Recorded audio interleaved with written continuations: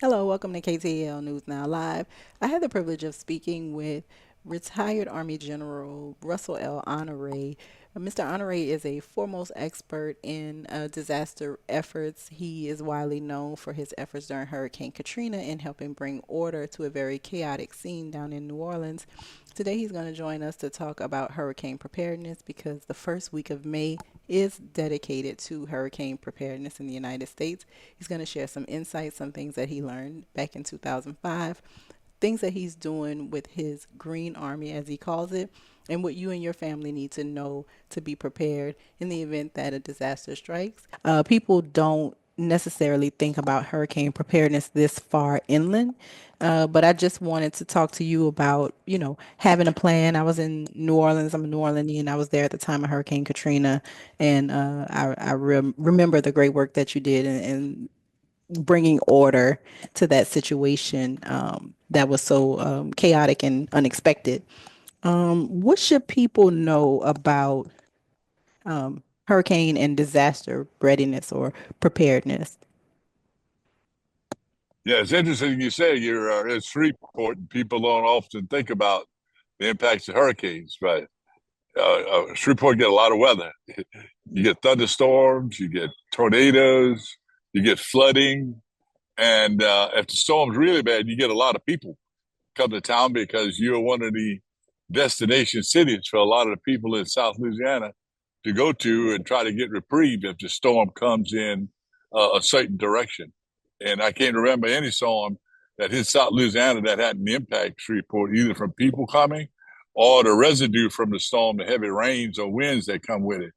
And Yes. that's a perception people have around the country. Well, only the people at the coast got to be prepared. But we know better. And on any given day, Mother Nature can break anything built by man. You can get a strong storm and take the power grid out. If we lose power for 12 hours, that's a disaster. We all know that.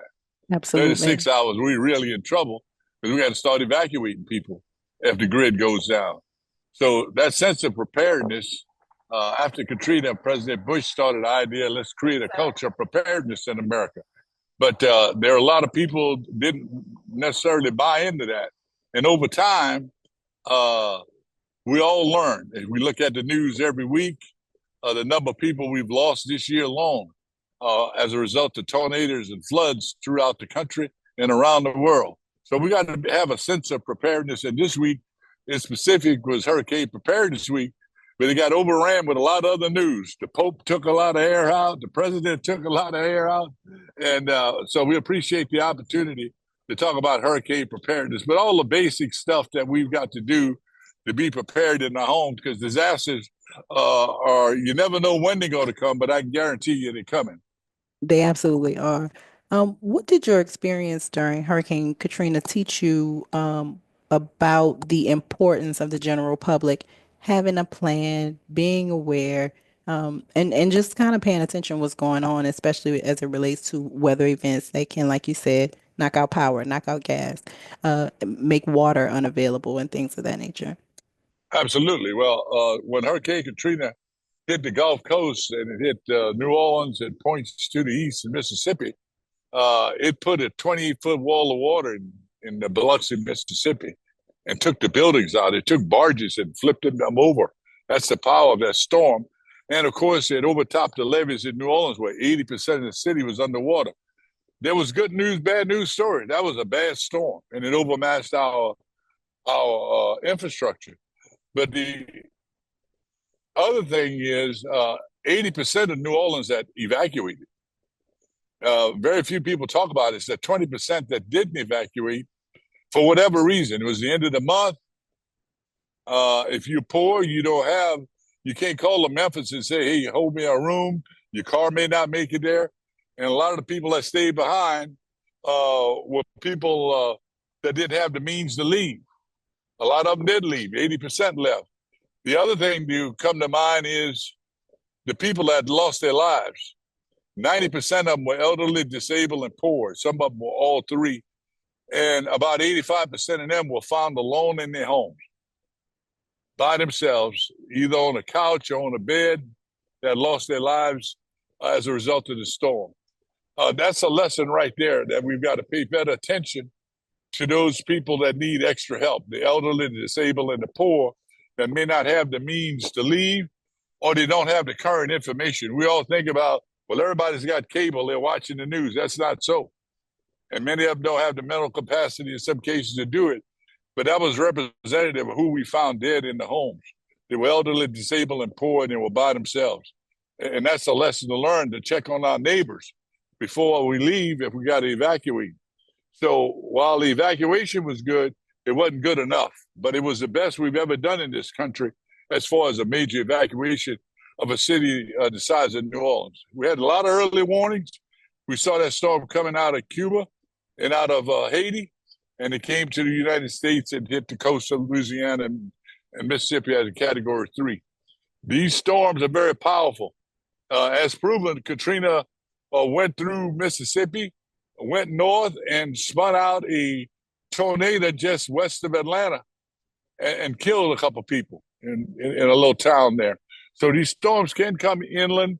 The big thing is to be prepared, have your 3 to 5 days supply of food and water, because you can lose water or you can lose part of the grid at any time. Y'all know what that up in Shreveport all the time.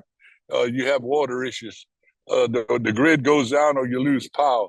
But the idea is to be prepared. This is hurricane preparedness week, that everybody take a little time, take stock of your documents, know where your insurance papers are if you have it, all your important documents, because you'll need all that to apply for a FEMA assistance at once the storm's over with. So preparedness has got to be a way of life in Louisiana and all over the country, because the storms are not just hurricanes, they're flood as well as tornadoes that can come, or in some cases, earthquakes. So we got to be prepared.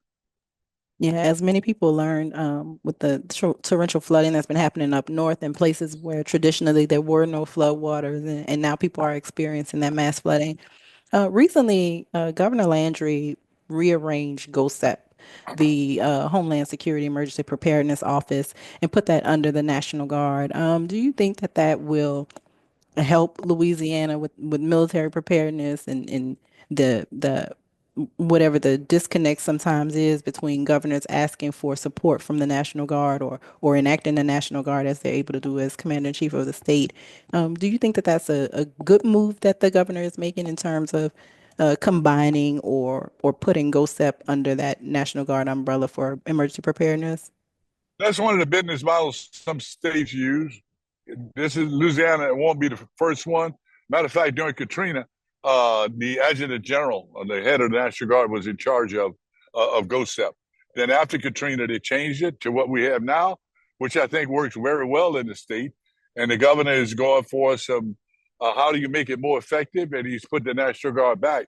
The good news is our National Guard is well trained, well equipped, and they spend months getting ready for hurricane season. Our National Guard is the only one. If there's a flood, they show up with boats.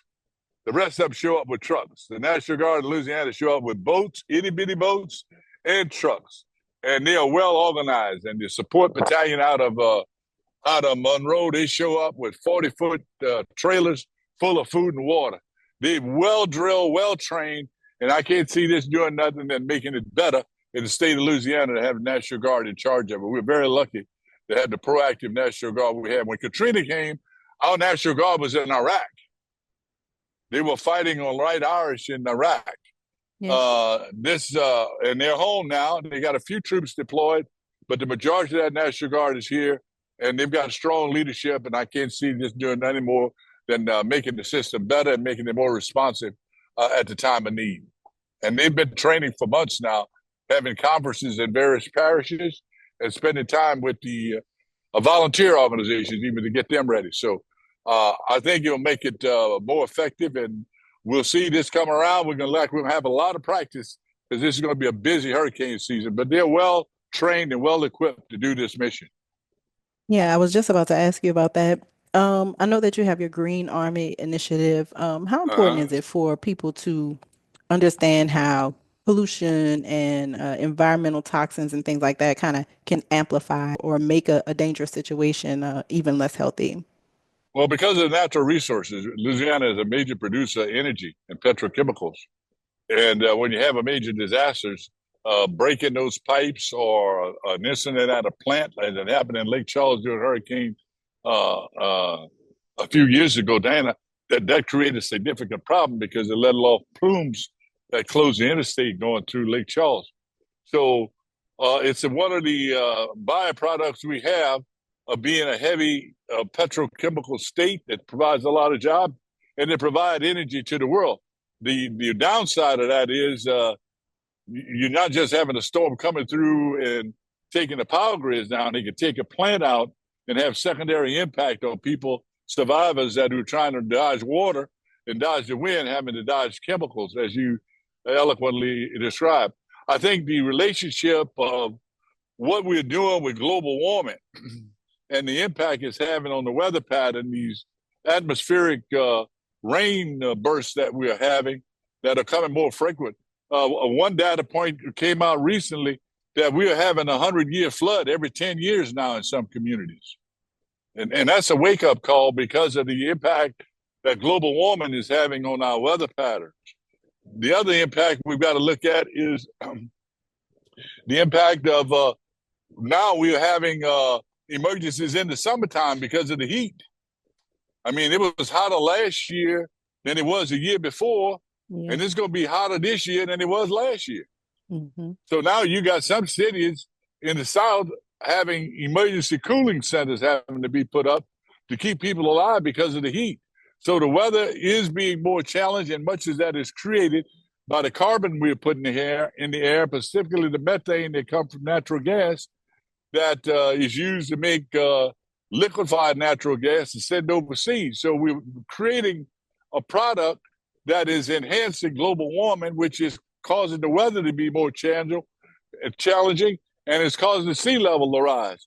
So all those things impact as a result of global warming, which is a result of the production of petrochemical as well as petroleum here in South Louisiana that we use to ship around the world so other people can be cool or have heat.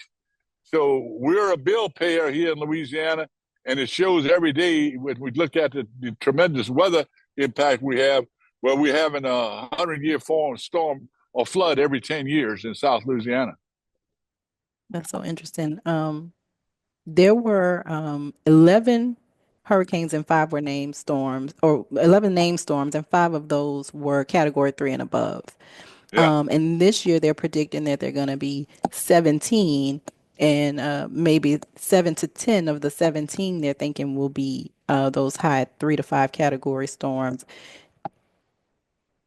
What should people do? Should people be panicked by this? Should people just pay attention to the weather and what's going on? What's the best recourse for families as we venture into hurricane season and we don't know if our family from South Louisiana is going to have to come up or maybe we're going to have to go to Texas, right? You don't know what any of this weather is going to do.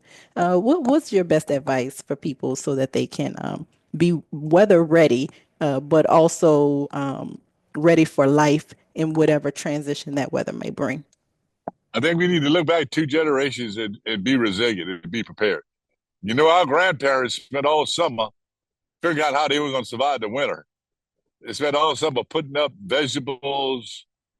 In the fall time, they would kill a pig and cure it so they have food through the winter. They'd plant a fall crop of winter vegetables in the garden so they'd have food. We've got to be more resilient. We're not asking everybody to start raising pigs and chickens and raising your own garden, but we need to be prepared. Our great grandparents learned how to do that because they know there was nobody coming if there was a problem. We've gotten so used to the stores being open multiple times that we've got constant information all the time. We got to be prepared, and we got to teach that to our children because when these disasters come, there's no instant solution when the grid goes down because much of what we do is dependent on the grid being up, information. So we've got to be prepared. The information is there. The Red Cross has a great list. Your local parish up there has a great list of recommendations of what people need to do to be prepared. We just need to get people to be engaged.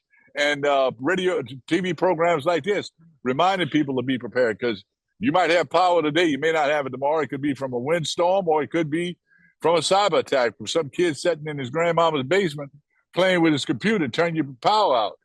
Either one of them could be a disaster. We need to be prepared as best we can for the most probable scenarios that we see that could happen in our community. Well, I thank you so much for your time, General Honoré, and your expertise. And people need to remember Hurricane Helen last year that went through Florida, Georgia, and went into North Carolina. Yeah, And they didn't think they'd absolutely. get Hurricane either. That was one In of the the first hills at storms that that. crossed Interstate 10 in Florida as a Category 2.